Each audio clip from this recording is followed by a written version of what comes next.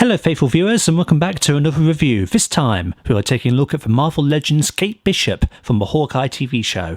But before we look at the figure in greater detail, we're going to put her aside and look at the packaging. This I believe is your standard Marvel Legends type of packaging. It is decoed out to be representative of the Hawkeye series though, so you've got the Hawkeye logo there, Kate Bishop. The background is, reminiscent of the Hawkeye aesthetic. You've got a picture of her on the side there as portrayed by Hailee Steinfeld. Same thing on the second side here. On the back, you've got the same image yet again, along with images of the rest of the figures from that rave that she's from, including Infinity Ultron, which is the builder figure from this wave, and you can see that she comes with one of his legs there. As for her bio, it reads, uncomfortable with her wealthy birthright, rebellious Kate Bishop's well-meaning determination sets her on a collision course with her superhero idol, Hawkeye. It's kind of nice that this does actually have a relevant bio for the character in question. Black Series looking at you as some of your figures, honestly. Now, from the get-go, this is quite a nice looking figure. And if we take a zoom-in look at her head sculpt, that is a very, very nice likeness to Hailee herself. I think that actually captures her very, very well indeed, right down to beauty spots that she has. Some Black Series figures, by comparison, occasionally struggle to capture the likeness, but they've done a really good job here. But yeah, having a look at the rest of the figure, nice purple top. You've got very nice detail throughout there with a lighter purple stripe there, zip, shoulder pads kind of thing. You've got her arrows, and it is like a separate piece. However, I don't know for certain if you're able to take it off the figure. I'm probably sure that you could find a way to do it. I'm not going to attempt to do it just because it would probably be more trouble than it's worth. You've got her bow there, which we'll take another look at in a second. She's got a belt. This is all molded in. You've got like a utility sash here for arrowheads, as far as I can tell, which is its own separate piece, but it is attached to the figure and you can't take this off. You've got your basic black pants, but with little details of purple stripes along the thighs there, a moulded pocket which does not open in the slightest. You've got grooves moulded in the lower legs here, and then boots to finish off the look of the figure. A very streamlined look, a very accurate look to how she is in the show, and overall it's a very, very nice design. In terms of accessories, now she does come with the Ultron leg, but I'm not going to bother showing that off because I just don't really have the rest of Ultron himself. But in terms of other things, she doesn't come with a hell of a lot. She has her bow here, which is just kind of basic, black plastic with a little bit of brown painted on top there. It's kind of like a really soft plastic. It doesn't hold, its shape. You can see it kind of warps a little bit there, but she is able to, hold this reasonably securely. She is right-handed, so this wants to go in her left, and then she pulls back with her right. You can't alternate the position of this. She is actually ambidextrous in the show, if I remember correctly, but you can just get her to grip that. It's reasonably secure, but it could be tighter. And in terms of how far she could pull this back, it is kind of limited just due to the nature of the plastic of the bow in question. So to get her posing, like shooting an arrow, you might struggle a little bit. Hence why, as you saw at the beginning of this review, I kind of had her displayed kind of holding this downward because that's the best position you're going to get. You're not going to be able to get her, holding this out and pulling this bowstring really far back because she just will lose her grip. So it's a solid enough grip depending on the position that you have her in, but you can see you can't really pull this back very far just due to the natural restrictions of the material in question. Now, the other thing that she comes with are a pair of alternate hands. Her basic hands are kind of closed, sculpted so that she can hold her bow. These are more open palmed. Now, changing hands on a figure frightens me because historically I've had figures where you can remove their hands but their pegs are broken. So I'm going to attempt to swap out her left hand here on camera, but I am a little bit scared to, honestly, because I don't know how tricky this is going to be. So wish me luck. Hopefully I don't break this on camera. it's feeling very tight in there.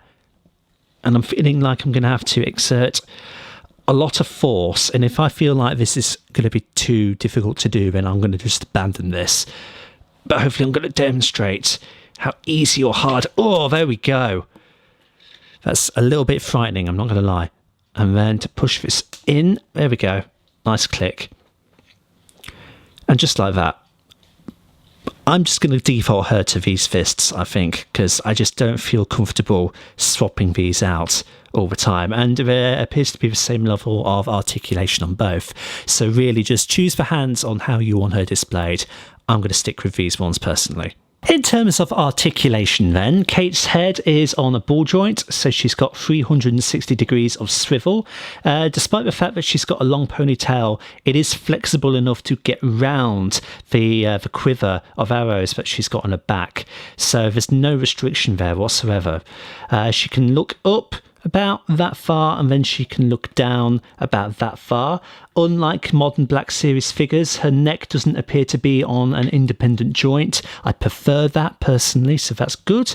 In terms of the shoulders, she's got 360 degrees of swivel there. She has butterfly joints, which is standard on Black Series figures now. I'm going to keep comparing to Black Series because this is Marvel's equivalent line to that. So butterfly joint there. At the bicep, she's got a swivel. She's got a double jointed elbow, so past 90-degree bend there. In terms of the wrists, 360 swivel and inward and outward on both ones, as we discovered earlier. In terms of abdomen, so this is interesting because I do wonder how they've engineered this slightly. You've got a swivel there at the upper torso, but it feels really restrictive, and it feels like there is somewhat of a rubber like spine going through the dead center of her torso. It doesn't feel as clean or as smooth as, once again, Black Series. It feels like whenever I tug on this, I am unnaturally pulling something. So she can, in theory, do 360 degrees there, but I'm not sure I recommend it, and I don't feel like this is really meant to be swiveled all that much. Now, clearly it is, because it's a joint there, but if you were to have this in hand, you would understand what I mean. That there feels like there is some resistance, and I just wonder why they've constructed it this way. But otherwise, she can do the limbo about that far, and then she's got a forward crunch of about that. Now, there's nothing else there of the upper torso, so coming to look at the lower torso, you've got ball-jointed hips, which is standard on modern Black Series. So you've got a decent forward kick. No back kick, really, just because of the way her buttocks are sculpted. In terms of a spread, decent. She's got the upper thigh rotation, which I like, so 360 degrees there. In terms of the knees, double jointed, so past 90 degrees bend there. And then at the ankles, ankle tilt and the up and down rockers as well. So overall, pretty good articulation. It's just that torso construction really concerns me. It doesn't feel good. For comparisons then, here is Kate Bishop next to Jaina Solo from the Black Series line of Star Wars. They are the same height, I've just clearly got Jaina posed in a way that makes her look a bit smaller. Here is Kate Bishop next to Sabine Wren from the Ahsoka show, and Sabine is actually a smaller figure. Here she is next to Transformers Prime First Edition RC. And then capping off with another Marvel Legends figure, here she is next to Mysterio.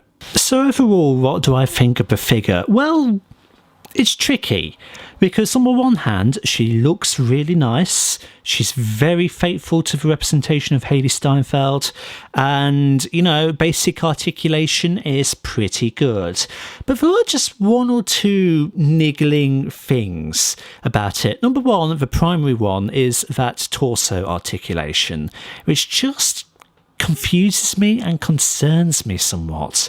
And the second one is kind of accessories, I suppose, because she doesn't have a lot. Now, to be honest, it's Kate Bishop. What else is she going to come with apart from her bow? Well, I'd have quite liked arrows, personally, because she doesn't have any of them. She's got the moulded in things in her quiver, which I'm not convinced really that you can take that off, despite it being its own separate piece. I don't see any clean-cut way of being able to detach it. Again, you probably could, but I assume it would be difficult. And to be fair, I don't particularly like the whole hand switching thing when it comes to figures, because it just feels like I'm going to break it if ever I try to switch them out. So there's just a couple things which I'm having to be nitpicking about. But on the whole, I think my experience of the figure is largely positive. Again, it looks great, and its standard articulation is, above average, I'd say. So she's fairly poseable. For that reason, then, I think I would generally recommend the figure to you, especially if you're a fan of the show Hawkeye, which I am, because it's my favourite of the Disney Plus shows for Marvel. That is my look at the Marvel Legends Kate Bishop. Thank you everybody so much for stopping by and checking out this review. Like and subscribe if you haven't already, and share it around to help out the channel. And until the next time, see you all later.